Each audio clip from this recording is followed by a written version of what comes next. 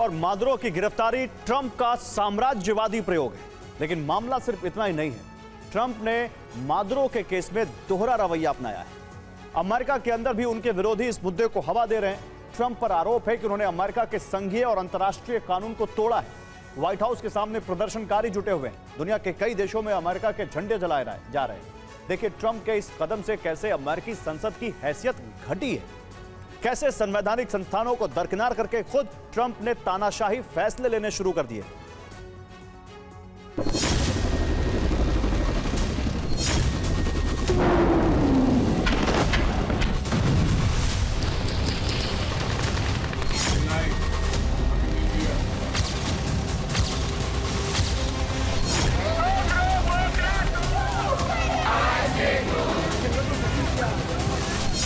America की जमीन पर पहुंचते ही वेनेजुएला के राष्ट्रपति को अभियुक्त बनाकर जेल में डाल दिया गया।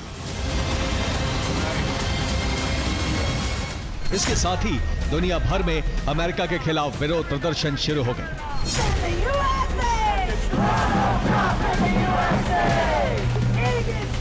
ये तस्वीरें व्हाइट हाउस के बाहर से आई हैं, जहां प्रदर्शनकारी कह रहे हैं कि तेल के लिए जंग मत छेड़ो।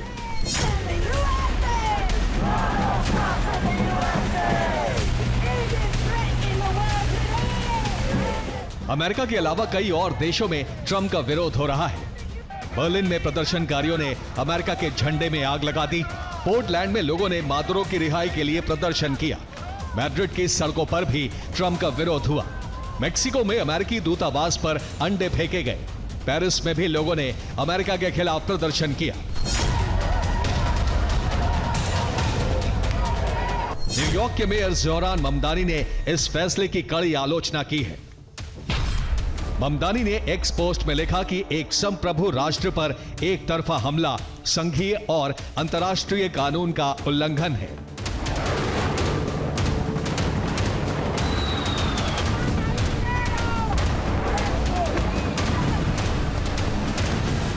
सवाल यह है कि ट्रंप ने जो किया वो क्या सही है? अमेरिकी संविधान इस पर क्या कहता है? कानूनी विशेषज्ञों के मुताबिक नशीले पदार्थों की तस्करी और संगठित अपराध को रोकने के लिए सेना का इस्तेमाल नहीं हो सकता, जबकि इन्हीं आरोपों में मादुरो को अभियुक्त बनाया गया है। मादुरो की गिरफ्तारी के लिए सेना का इस्तेमाल किया गया।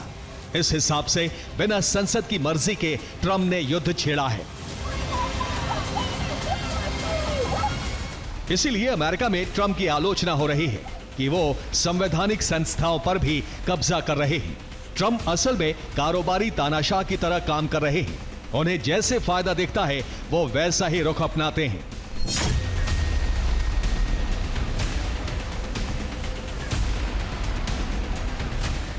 मादुरो को ड्रग तस्करी के आरोप में अगवा करने वाले ट्रंप ऐसे ही केस में एक राष्ट्रपति को क्षमादान दे चुके हैं।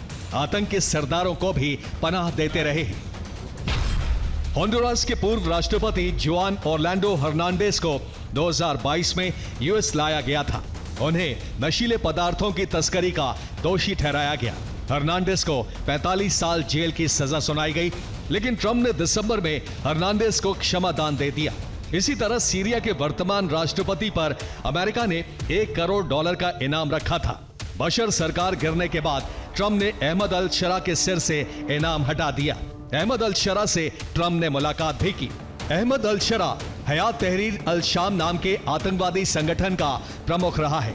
इसी तरह ट्रंप पाकिस्तान के फील्ड मार्शल आसिम मुनीर से भी द्विपक्षीय वार्ता करते हैं, जबकि आसिम मुनीर पाकिस्तान के घोषित आतंकवादियों के साथ बैठकें करते रहते हैं। इसलिए सवाल ये उठ रहे हैं कि क्या सच में मामला अमेरिका में नशे का कारोबार रोकने का है, या फिर ट्रंप के कारोबारी हित वेनेजुएला के तेल और खनिज संसाधनों से जुड़े हैं। ट्रंप का दोहरा रवैया इसका जवाब देने के लिए काफी है। Bureau report, TV9 Bharatvarsh.